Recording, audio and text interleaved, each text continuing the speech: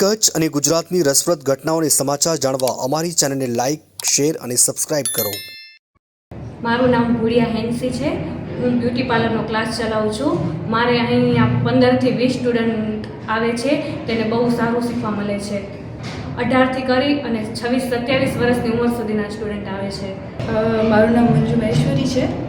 અને હું fashion designer teacher તરીકે અહીંયા અપોઇન્ટ કરવામાં આવી છું. અને એનાથી પહેલાં પણ અમે આશાપુરા ચેરિટેબલ ટ્રસ્ટ તરફથી આ બધા ક્લાસીસ ચલાવતા હતા અને ત્યાં સારી એવી સંખ્યામાં સ્ટુડન્ટ હતા. તો આશા છે કે આ નવું જ્યારે સેન્ટર ઓપનિંગ કર્યું છે તો એમાં પણ બધા સ્ટુડન્ટ જોડાશે.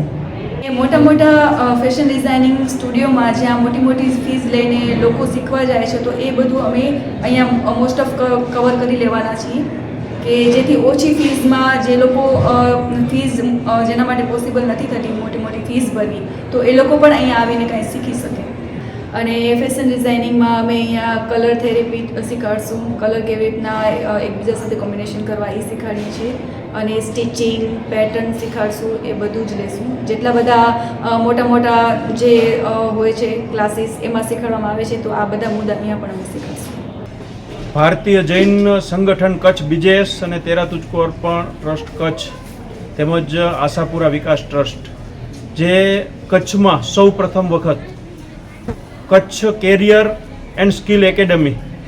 કે જેના માધ્યમથી સમગ્ર કચ્છના યુવાનો અને યુવતીઓ માટે એમને કેરિયર બનાવવાનો ચાન્સ મળે, એમની સ્કિલ ડેવલપ થાય એવા એક પ્રયત્નના ભાગરૂપે માતુશ્રી મંજુલાબેન જેઠાલાલ મોરબિયા કે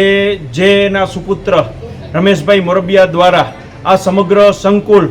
અમારી સંસ્થાઓને એટલે કે કચ્છના યુવાનોને એક અર્પણ કરેલ છે કે આ બધી જ પ્રવૃત્તિઓ છે એ સ્કિલ માટેની તમે કરો અને એ માટે આ કચ્છ કાસા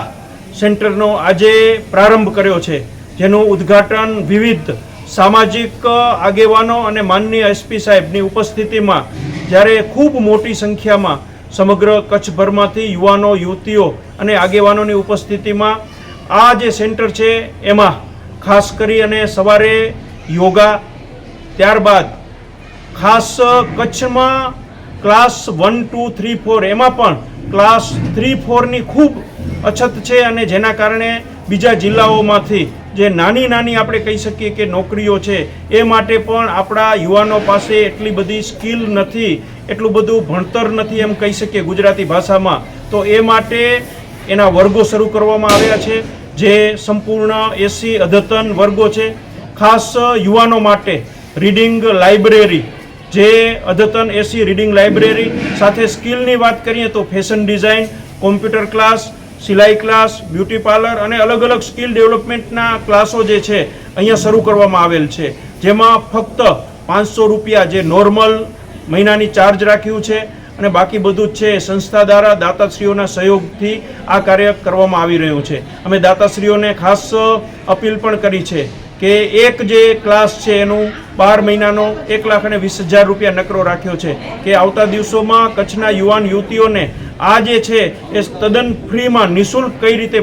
આપણે ભણાવી શકીએ, કઈ રીતે એમની જે સ્કિલની મેં વાત કરી કે કચ્છ છે એ ઇન્ડસ્ટ્રીઝ, પશુપાલનની વાત કરીએ, ખેતીની વાત કરીએ, એવી જ રીતે પર્યટકોની વાત કરીએ, એમ વિવિધ ક્ષેત્રમાં કચ્છ જ્યારે વિકાસ પામ્યું છે ત્યારે આ વિકાસ પામ્યું છે પણ સાથે સાથે આપણે એવી ગુણવત્તા આપવી પડશે અને એ ગુણવત્તા છે એ આપણા યુવાન યુવતીઓ આવતા ભવિષ્યમાં પોતાનું કેરિયર બનાવશે, પોતે એક સ્કિલ ડેવલપ કરશે તો આપણે બધાને આત્મસંતોષ આપી શકશું. અમારી એક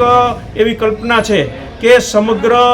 કચ્છના યુવાન યુવતીઓ, ભાઈઓ બહેનો અલગ અલગ વિવિધ પોતાની જે સ્કિલ મારફતે રોજગાર મેળવે, પોતે જ્યાં જરૂરિયાત છે ત્યાં નોકરી મેળવે અને જે રીતે માનનીય પ્રધાનમંત્રી શ્રી નરેન્દ્રભાઈએ સ્વદેશીની વાત કરી છે તો આ સ્વદેશી માટે અલગ અલગ પોતાની સ્કિલ હશે તો આપણે પોતે જ ઉત્પાદન કરી અને લોકોને આપણી કચ્છની વસ્તુ કચ્છમાં વપરાય એ માટે પણ આ સ્કિલ ડેવલપમેન્ટ જે છે એના માટે ખૂબ જરૂરી છે. અને સાથે સાથે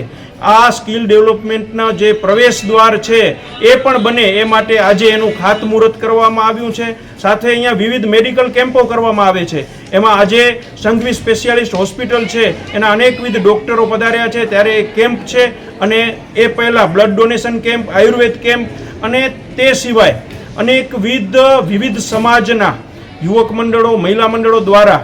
કોઈ આ એક દિવસનું આયોજન, કોઈ 2 થી 3 કલાકનું અલગ અલગ સ્કિલ ડેવલપ થાય એ માટેના ક્લાસીસનું પણ આયોજન કરે છે. આપના માધ્યમથી હું દરેક સમાજના, દરેક સંઘોના, દરેક યુવક મંડળ અને મહિલા મંડળોને અને દરેક કચ્છની સંસ્થાઓને અપીલ કરું છું કે આપ સૌ અહીંયા કોઈ પણ સ્કિલનો તમારે જો કાર્યક્રમ કરવો છે તો પણ નિઃશુલ્ક અમે અહીંયા આપશું. તમે અહીંયા પધારો અને આપના માધ્યમથી કચ્છના દરેક પરિવારને, દરેક યુવાન યુવતીઓને હું અપીલ કરું છું અને વિનંતી કરું છું કે એક વખત તમે આ કચ્છ કાસાની મુલાકાત લો, જેનાથી તમને પણ શીખવા મળશે અને તમારી પાસેથી અમને પણ ઘણું શીખવા મળશે. એકવાર મુલાકાત લેશે તો આ જે અમારું ડેવલપમેન્ટનું સ્વપ્ન છે કે યુવાનોને જે આગળ લાવવાનું સ્વપ્ન છે એ ચોક્કસ સાકાર થશે કે જેના કારણે કચ્છમાં શું જરૂરિયાત છે. આવતા દિવસોમાં માનનીય SP સાહેબ આવ્યા હતા, એવી જ રીતે અમે કલેક્ટરશ્રી અને વિવિધ ઇન્ડસ્ટ્રીઝોને પણ મળવાના છીએ કે તમને કઈ ટાઈપના યુવાનોની જરૂર છે, તમારા પાસે કઈ અલગ અલગ ફેકલ્ટી ખૂટે છે, એ ફેકલ્ટીનો અહીંયા અભ્યાસ કરાવવામાં આવે એ પણ એક પ્રયત્ન કરશું. માન્ય કેન્દ્ર સરકારશ્રી, રાજ્ય સરકારશ્રી, અનેકવિધ જનપ્રતિનિધિશ્રીઓ તેમજ વિવિધ સમાજના દાતાશ્રીઓ અને વિવિધ સંસ્થાના દાતાશ્રીઓ એમ બધા જ લોકોનો, આગેવાનોનો ખૂબ સહકાર જે છે, જેના કારણે આવતા દિવસોમાં એક કચ્છનું એક આ નજરાણું બની રહે એવા અમારી સમગ્ર કાસા ટીમના પ્રયત્ન રહેશે. દરેક ડૉક્ટરનું કન્સલ્ટેશન કે જે ઓર્થોપેડિકને બતાવવું હોય, જનરલ સર્જનને બતાવવું હોય, એકથી વધુ ડૉક્ટરને બતાવવું હોય, આંખની તપાસ કરાવડાવી હોય, દાંતની તપાસ કરાવડાવી હોય, બ્લડ પ્રેશર, ઓક્સિજન, સુગર, આ બધી સેવાઓ ફ્રીમાં પૂરી પાડવામાં આવી છે. તદુપરાંત હોસ્પિટલમાંથી જે ઇન્વેસ્ટિગેશનની જરૂર પડે જેને, અથવા તો જેને આગળ જતાં કદાચ સર્જરીની કે કાંઈ પણ આગળની મેડિસિનની જરૂર પડે તો એમાં પણ રાહત દરે 10 થી 20% જેવી સ્પેશિયલ કેસમાં જે જ્યાંથી ફાઇલ લઈને આવે એને 20% જેટલી મેક્સિમમ આપણે રાહત પહોંચાડવાની ભાવના સાથે આ કેમ્પનું આયોજન કરેલું છે. એના માટે સૌથી વધારે ફોકસ ખાનપાન ઉપર રાખવાની અને દરરોજ નિયમિત એક્સરસાઇઝ કરવાની જરૂર લાગે છે. સવાર સાંજ દરેકને અમે સલાહ આપીએ છીએ અને health checkup highest Sanghvi hospital promote કરે છે. એ એટલા માટે જ પ્રમોટ કરે છે અને હેલ્થ ચેકઅપ જે 12-13 હજાર રૂપિયાનું થતું હોય છે એની પ્રાઇસ ઘટાડીને સંઘવી હોસ્પિટલે ફૂલ બોડી હેલ્થ ચેકઅપ કે જેમાં આખું બોડી ચેક થઈ જાય એની પ્રાઇસ પણ એકદમ લોઅર રાખેલી છે, 5300ની આસપાસ રાખેલી છે. એનું રીઝન પણ એ જ છે કે જે તમને બીમારી થાય એના પહેલાં અટકાવવા માટે શું કરવું અને પહેલે સારવાર શું લઈ લેવી કે જેથી આપણે બીમારી થાય જ નહીં, અથવા તો થાય તો બહુ સારી રીતે કંટ્રોલમાં રહે અને આપણે ઓછામાં ઓછો મેડિસિનનો સપોર્ટ લેવો પડે એના. અને હેલ્થ ચેકઅપ નિયમિત કરાવવું જોઈએ. અત્યારે પહેલે એમ કહેવાતું કે 40 વર્ષ પછી હેલ્થ ચેકઅપ જરૂરી છે, પણ આજકાલ આપણે જે સમાજમાં જોઈએ છીએ કે હૃદયના હુમલા, સ્ટ્રોક અને